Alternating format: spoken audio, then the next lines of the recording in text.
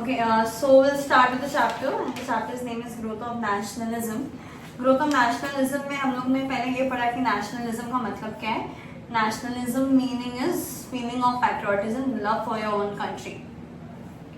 Now Indians को ऐसा feel हुआ कि ब्रिटिशर्स लोग उनके साथ गलत कर रहे हैं. ब्रिटिशर्स के आने के बाद इंडियंस को ऐसा फील हुआ क्योंकि ब्रिटिशर्स लोग इंडिया को क्या कर रहे थे, इंडियंस को क्या कर रहे थे, फोर्स कर रहे थे कोई भी काम करने के लिए.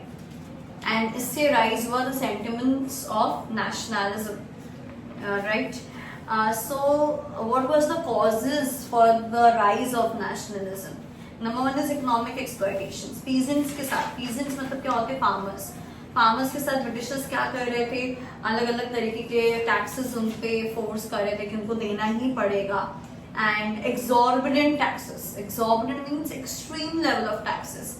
छोटा मोटा टैक्सेस तो कोई भी पे कर देगा, टैक्सेस तो पे सब करते ही हैं, लेकिन कैसे टैक्सेस लिवाई कर रहे थे उनके ऊपर, exorbitant.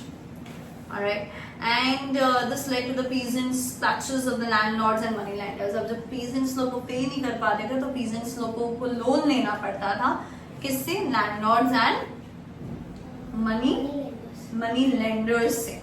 The artisans and the craftsmen. Artisans and craftsman जो कि हैंडीक्राफ्ट्स बनाते थे.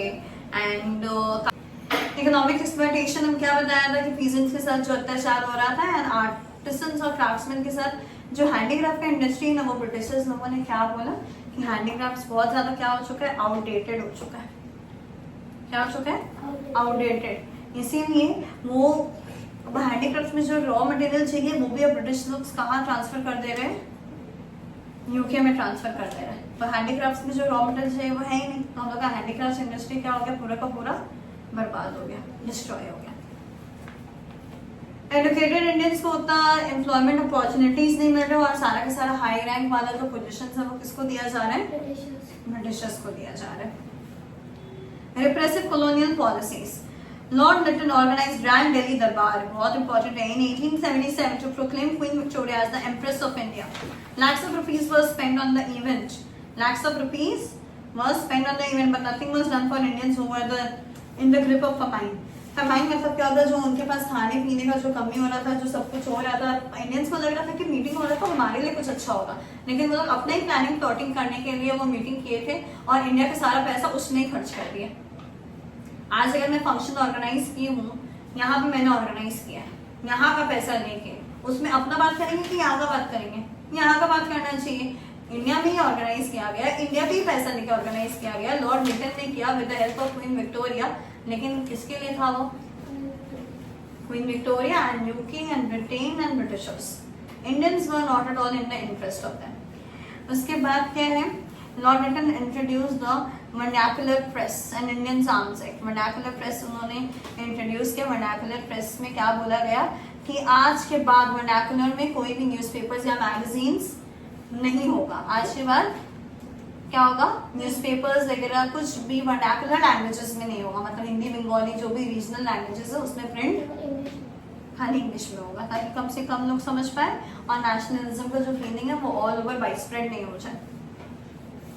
उसके बाद इंडियन आर्म्स एक्ट बनाया गया. इंडियंस आर्म्स एक्ट बनाया गया 1878 में, जिससे ये डिक्लेयर हुआ कि इंडियंस कभी भी विदाउट लाइसेंस कोई भी आर्म्स कैरी नहीं करेंगे, कोई भी वेपन्स कैरी नहीं करेंगे.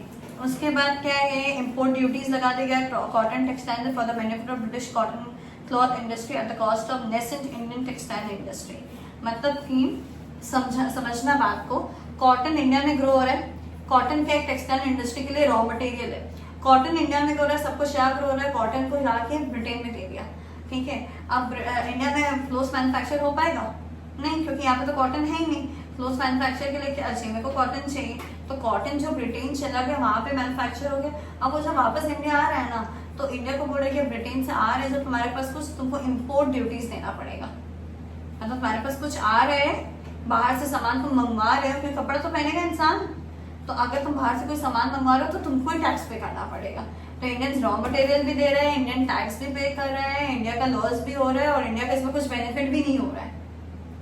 तो यहाँ पे जीरो कौन बना, इंडिया, और हीरो कौन बना, ब्रिटेन या फिर ब्रिटिशर्स या फिर United kingdom, queen Victoria. Ilbert bill. Ilbert bill क्या होता है? This was introduced by sir CP Ilbert, the law member of the viceroy council prepared a bill popularly known as Ilbert Bill. This bill provided for the trial of Britishers or the European people by Indians. By this act, Britishers tried to introduce equality between okay. और यहाँ पे Ilbert bill में क्या बताया गया है कि Ilbert bill में ये सोचा गया था कि इक्वालिटी होना चाहिए किसके बीच में? ब्रिटिशर्स के बीच में और इंडियंस के बीच में। अब ब्रिटिशर्स में किसके बीच? ब्रिटिश जजेस के बीच और इंडियन जजेस के बीच क्या होना चाहिए? इक्वालिटी होना चाहिए। लेकिन वो लोग का जो भी कभी भी कोई वर्डिंग्स होता था ना, उसके पीछे मोटिव वो नहीं होता था, वर्ड्स कुछ और मोटिव कुछ और। इसको हम लोग क्या बोलते हैं? Diplomacy, hypocrisy, double standard maintain करना, ठीक है, मैनिपुलेटर, ये सारा वर्ड्स उनके लिए एकदम परफेक्टली सूट करता है। उसके बाद राजा Ram Mohan Roy, he had started the women education in India. He had also stopped various kind of social evils which is present in the society, such as sati pratha, child marriage, and many other such system. He also worked for women empowerment because women at that point of time belonged to the patriarchal society where it was male dominated, जहाँ पे खाली mail का ही ज्यादा इज्जत होता था और women को इतना ध्यान नहीं दिया जाता था। तो वो ये सब के क्या थे? अगेंस्ट थे। लेकिन स्टार्टिंग में लोगों को क्या लगा कि हमारी संस्कृति को, हमारे प्रथा को, हमारे कल्चर को, सबको क्या पहुंचाया जा रहा है? ठेस पहुंचाया जा रहा है, ठीक है। उसके बाद हिज रिलीजन और हिज अप्रोच टू रिलीजन, राजा राम मोहन रॉय एक बहुत बड़े ह्यूमैनिस्ट थे। ह्यूमैनिस्ट का मतलब कि वो लोगों के लिए बहुत ही ज्यादा काम करते थे, सेवा करते थे।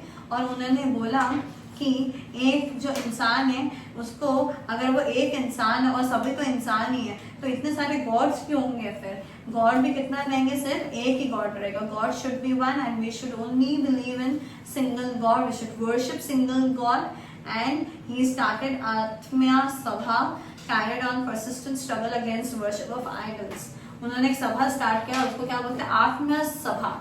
आत्म सभा मतलब कि हम आत्मा में ध्यान देंगे और एक ही गॉड पे ध्यान देंगे, लेकिन हम मल्टीपल गॉड्स को कभी भी वर्शिप नहीं करेंगे, कोई भी मूर्ति का पूजा नहीं करेंगे। इसलिए उन्होंने एक सभा बनाया। उन्होंने मतलब कौन? राजा राम मोहन रॉय ने एक सभा बनाया जिसका सभा का नाम क्या था? आत्म्या सभा। पूछ रहे हैं। उसके बाद क्या है? Jyotiba Phule. Jyotiba Phule, he worked for the upliftment of the women. He also worked for it, and he had also made a school. हाँ, उन्होंने स्कूल खोला था, first girls schools in Pune. और उन्होंने एक ऐसा भी स्कूल खोला जो स्कूल सिर्फ अनटचेबल्स के लिए था। अनटचेबल्स कौन थे? हरिजन्स थे, जिनको सोसाइटी में उतना इज्जत नहीं दिया जाता था। अगर हरिजन्स कभी मंदिर चले जाए तो मंदिर ऐसा बोलते थे कि मंदिर अपवित्र हो गया। लेकिन भगवान किसी के आने या ना आने से अपवित्र नहीं होते। भगवान इतने कमजोर नहीं है कि किसी इंसान से अपवित्र हो जाए, पर लोगों का ये मानना था। तो उन्होंने ऐसे लोगों के लिए भी एक स्कूल बनाया। किसने बनाया? Jyotiba Phule. He had made a school for girls in first school for girls in Pune. He also made schools for untouchables. He also pioneered the idea of widow remarriage, that if any of the husbands had died then the wife can remarry, because किसी का ये जिंदगी खत्म नहीं होता है, life should move on and on.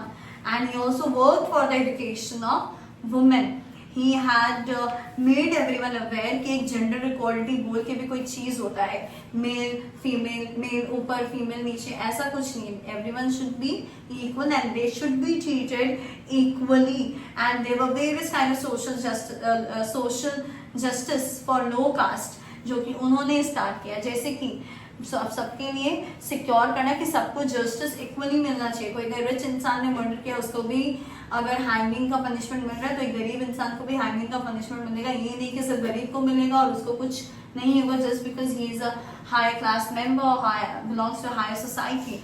ऐसा कभी कुछ भी माना नहीं जाएगा। Role of the press, just read till here and then I will complete the chapter. We are left with role of the press and the formation of INC. ठीक है, fast formation of the Indian National Congress. Indian National Congress का short form क्या है? INC. The Indian leaders like Shivaji Banerjee, Dadabhai Naoroji had played a major role in the formation of the Indian political body. Indian National Congress को क्या बोलते हैं? Indian political body भी बोलते हैं। And Alan Octavian Hume, a retired British member of the Indian Civil Service. ये कौन थे? कि बोलते हैं ना कि कोई कोई कभी कभी डायरेक्शन दिखा देता किसी फॉर्मेशन के, फिर इन्होंने हेल्प किया था। Luckily for them, help in this direction came from a strange source. मतलब आईएनसी को हेल्प करने के लिए कभी कोई ब्रिटिश हेल्प करेगा? नहीं. But this Britisher, Alan Octavian Hume, a retired British member of the Indian Civil Service, had helped Indians to form INC in a better way. He wanted to set up an organization to draw the government's attention. अब ये organisation क्यों set किया गया था? ताकि Britishers लोग का attention grab हो और वो लोग को ये पता चले कि आईएनसी बोल के भी हम एक बॉडी बनाएंगे, जिससे क्या होगा कि हमारा नेशनलिस्ट जो भी मूवमेंट्स होगा वो इसी बॉडी से होगा. कैसा मूवमेंट्स? Nationalist movements. ये हो गया. Formation of the Indian National Congress कब हुआ था? December 28, 1885. 1885. Aims of Indian National Congress is a very important question which is going to come in the boards. To maintain the friendly relation between the nationalist political workers from different parts of the country. आज हरियाणा है, पंजाब है, महाराष्ट्र है, मध्य प्रदेश है, waste Bengal है, दिल्ली है, गुजरात है, तो सबके नेशनल लीडर्स है. हर जगह प्रोटेस्ट हो रहे, तो सब नेशनल लीडर्स एक साथ काम करेंगे तो बहुत बड़ा काम होगा. तो सारे नेशनल लीडर्स कहाँ आएंगे? आईएनसी में आएंगे. To develop and consolidate the feelings of national unity, to have the feelings of national unity, to have popular demands so that they can present before the government in the larger format. एक बड़े तौर पे वो government के सामने वो सारे demands वो रख पाएंगे. And to train and organise public opinion in the country. Public opinion होगा सबका कि अगर सब लीडर्स एक साथ होंगे ना तो क्या होगा, सबका ओपिनियन भी पता चलेगा ना. आज वो लोग क्या बोल रहे हैं, ये क्या बोल रहे हैं. दिल्ली के लोग कन्याकुमारी तक, कश्मीर से लेकर कन्याकुमारी तक, गुजरात से लेकर अरुणाचल प्रदेश तक लोग क्या बोल रहे हैं सब पता चलेगा. अदरवाइज कैसे पता ही चलेगा? ठीक है. उसके बाद we are towards the end of the chapter. There are few dates that you need to remember, and it says the national anthem Jana Gana Mana was sung for the first time in 26th Kolkata. And one more you can do is Subhash Chandra Bose was elected as the president on 1938.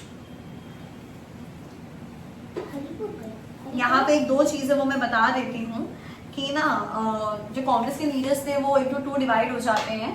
And there are assertives and moderates. Assertives are the political leaders who are very strict and they had a very strong determination to fight against the Britishers. But the moderates were the political leaders who were very mild and calm and they believed in request and petitions.